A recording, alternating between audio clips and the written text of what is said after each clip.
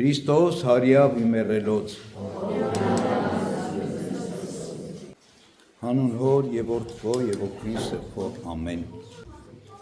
6-րդ ամսին Գաբրիել հրեշտակ Աստծու կողմից ուղարկվեց Գալիլեայի մի քաղաք, որի անունը Նազարեթ էր, մի կույսի մոտ, որ նշանված էր Հովսեփ անունով մի մարդու հետ Դավթի տնից, և այդ կույսի անունը Մարիամ էր։ Եվ հրեշտակը գալով նրա մոտ ասաց. «Ուրախացիր, ով շնորհընկալ, Տերը քեզ հետ է»։ Իսկ նա այս խոսքերի վրա խռովվեց և մտքում խորում էր, թե ինչ բան էր այս ողջույնը։ Հրեշտակը նրան ասաց. «Մի վախեցիր, Մարիամ, որովհետև Աստծուց դու շնորհ գտար, և ահա դու կհղիանաս և կծնես մի որդի, և նրա անունը Հիսուս կդնես, և նա մեծ կլինի և Բարձրյալի որդի կկոչվի, և Տեր Աստված նրան կտա նրա հոր Դավթի աթոռը, և նա հավիտյան կթագավորի Հակոբի տան վրա, ու նրա թագավորությունը վախճան չի ունենա»։ Իսկ Մարիամը հրեշտակին ասաց. «Ինչպես այդ կպատահի ինձ, քանի որ ես տղամարդ չեմ ճանաչում»։ Հրեշտակը պատասխանեց և նրան ասաց. «Սուրբ Հոգին կգա քո վրա, և Բարձրյալի զորությունը Հովանի կլինի քեզ, որովհետև նա, որ քեզնից է ծնվելու, սուրբ է և Աստծո որդի կկոչվի, և ահա քո ազգական Եղիսաբեթը նաև հղի է իր ծերության մեջ, և այս հղիության 6-րդ ամիսն է նրա, որ ամուլ էր կոչված, որովհետև Աստծո համար անկարելի բան չկա։ Եվ Մարիամն ասաց. «Ահավասիկ ես մնում եմ Տիրոջ աղախինը, թող քո խոսքի համաձայն լինի ինձ»։ Եվ հրեշտակը հեռացավ նրանից։ Այսօր 3-րդ օրն է Սուրբ Հարության տոնի։ Այսօր ապրիլի 7-ն է և Մարիամ Աստվածածնի ավետման տոնն է։ Լսեցինք ավետարանի հատվածը, թե ինչպես Գաբրիել հրեշտակը ավետից տվեց Աստվածածնին Հիսուսի ծննդյան։ Աստվածածնին նվիրված մենք տարվա մեջ 7 տոներ ունենք, շատ տոներ ունենք, և գրեթե ամբողջ տարին մենք Աստվածածնի պարբերաբար հիշատակում ենք և մեծարում ենք։ Ինչի համար։ Որովհետև Աստվածածինը լույսի մայր եղավ, տիեզերքի մայր եղավ, տիեզերքի փրկչի մայր եղավ, և Աստվածածինը մայրն է մեր բոլորի, մայրն է քրիստոնյա եկեղեցու, քրիստոնեական եկեղեցու։ Ինչպիսի մայր։ Խոնարհ և հեզ։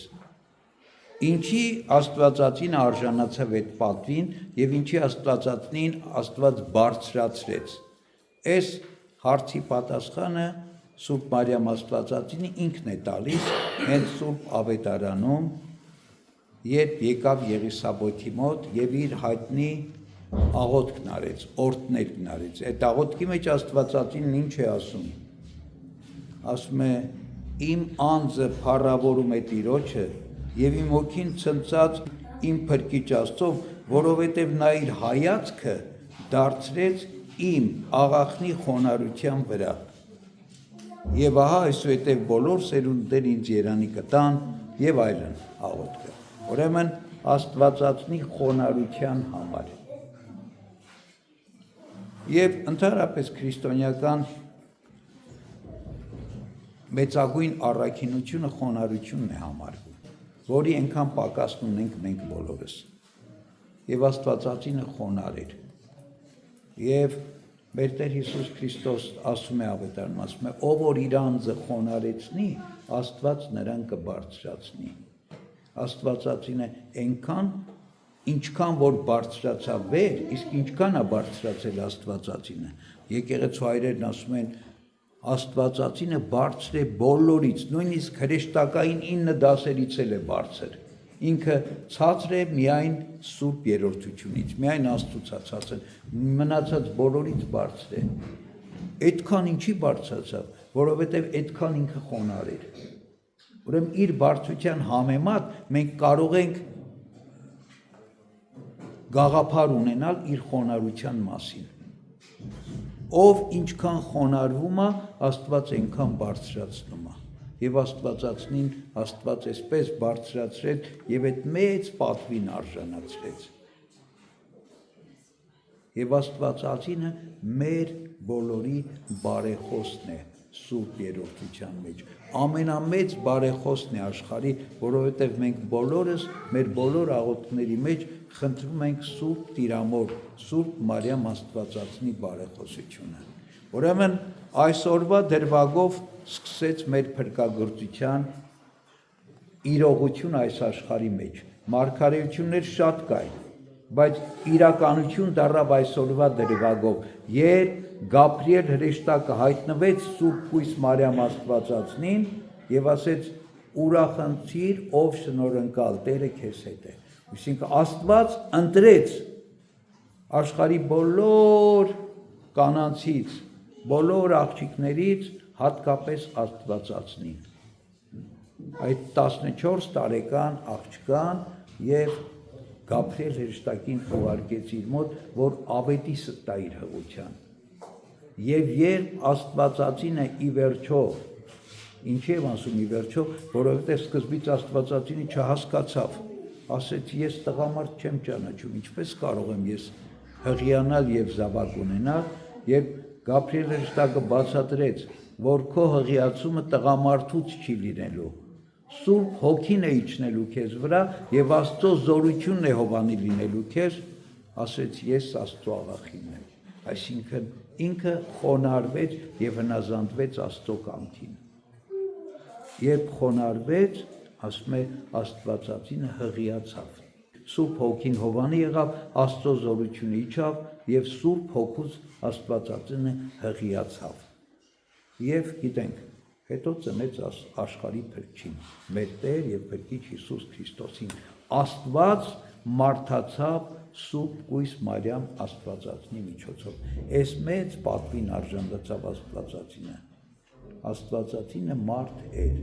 բայց Աստված այս մեծությանը հասցրեց։ Ինչի համար, որպեսզի Աստվածածնի օրինակով մենք հասկանանք, որ Աստված ամեն մարդու պատրաստ է մեծ շնորհների, մեծ պատիվների, մեծ փառքի արժանացնել, բարձրացնել,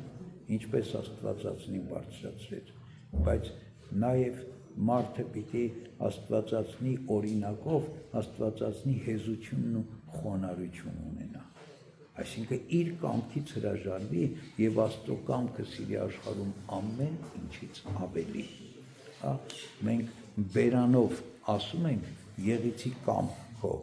բայց միշտ մենք մեր կյանքում մեր կամքն ենք առաջ տանում։ Չենք ուզում մեր կամքից հրաժարվել եւ ասել իսկապես թող քո կամքը լինի Տեր Աստված։ Ես կամք չունեմ։ Իմ կամքը խոնարհեցնում եմ քո կամքի առաջ։ Թող քո կամքը լինի, որովհետև միակ բարին կատարյալ է ճշմարիտը քո կամքն է Տեր Աստված։ Ուրեմն հիշենք ես եւ խոնարհվենք, որպեսզի Աստված բարձրացնի։ Աստվածածնի այս տոնը մեր քրիստոնյաներիս համար, քրիստոնյա եկեղեցու համար շատ կարևոր տոն է։ Այսօր մենք նշում ենք գեղեցկության եւ մայրության տոնը։ Ես ամեն անգամ մի քիչ կարող եմ վատը հնչում, կոպիտ հնչում, բայց մարտի 8-ին ասում սա մեր տոնը չի։ Մեր տոնը ապրիլի 7-ն է եւ այսօր եկավ ապրիլի 7-ը։ Այսօր իսկապես մեր մայրերի, մեր կանանց գեղեցկության տոնն է։ Ինչ գեղեցկության մասին է խոսքը։ Աստվածածնի գեղեցկության մասին է։ Այսօր մենք մաղթում ենք, որ մեր բոլոր կանայք ունենան Աստվածածնի գեղեցկությունը։ Այն առաքինություններն ու այն շնորհները, որոնցով զարդարված էր Սուրբ Կույս Մարիամ Աստվածածինը։ Իսկ ինչն է դա, արդեն ասեցինք խոնարհությունը։ Եվ մայր բառի մեջ մենք առաջի հերթին, որ այդ բառը խոսում ենք, լսում ենք, հասկանում ենք, ընկալում ենք, այդ մասին մտածում ենք, մենք առաջի հերթին սեր ենք հասկանում, որտեղ մայրը առանց սիրո չի լինում, մայրը ինքը սեր է։ Եվ մայրը նաև մեր Կարծում եմ բոլոր ժողովուրդների աշխարհի, բայց նաև հայրիս ընկալման մեջ մայրը սրբության խորհրդանիշ է։ Ինչի՞, որովհետև մենք մեր բոլոր նվիրական արժեքները մայր պատվանունով ենք պատվում, ասում ենք մայր հայրենիք, մայր հող, մայր եկեղեցի,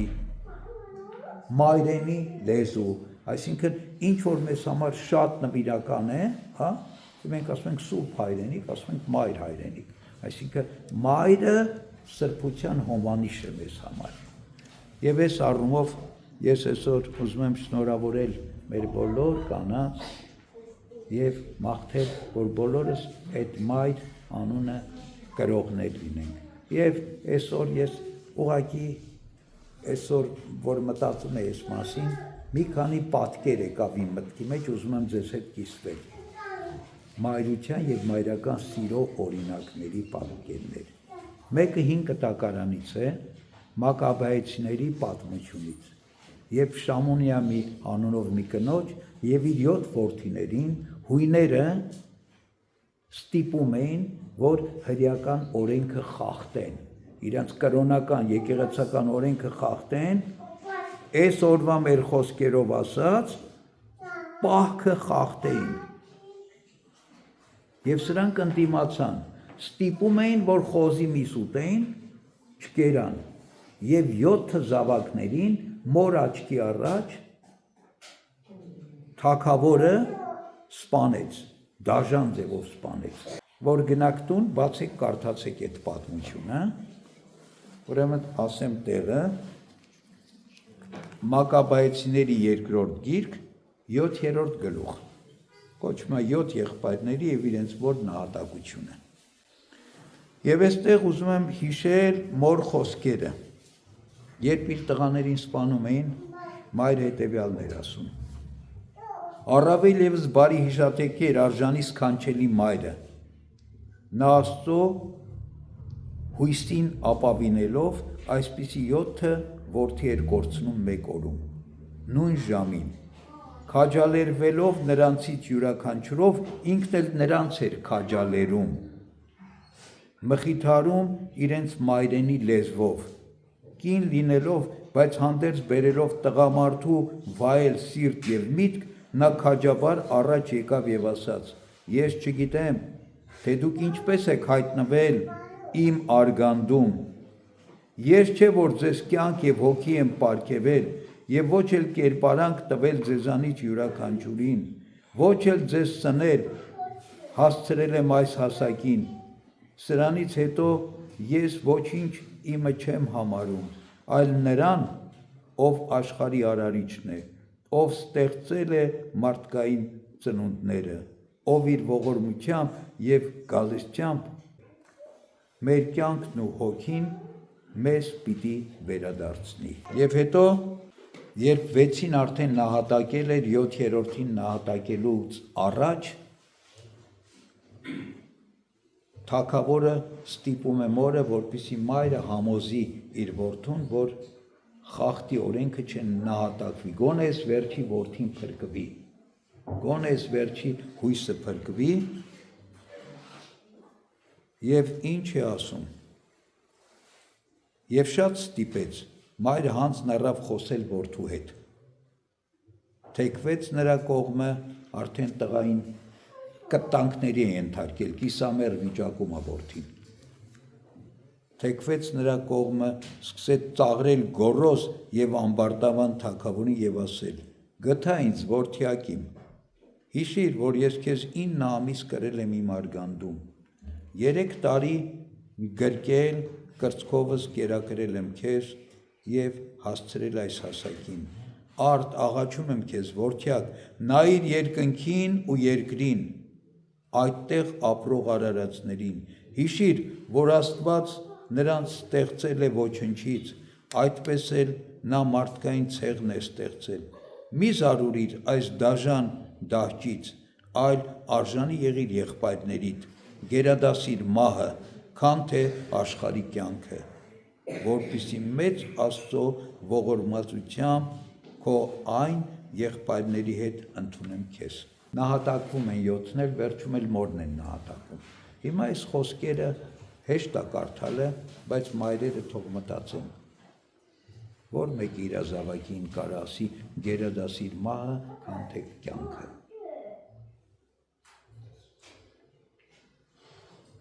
Բայց ճշմարտությունը ստեղ է գտնվում։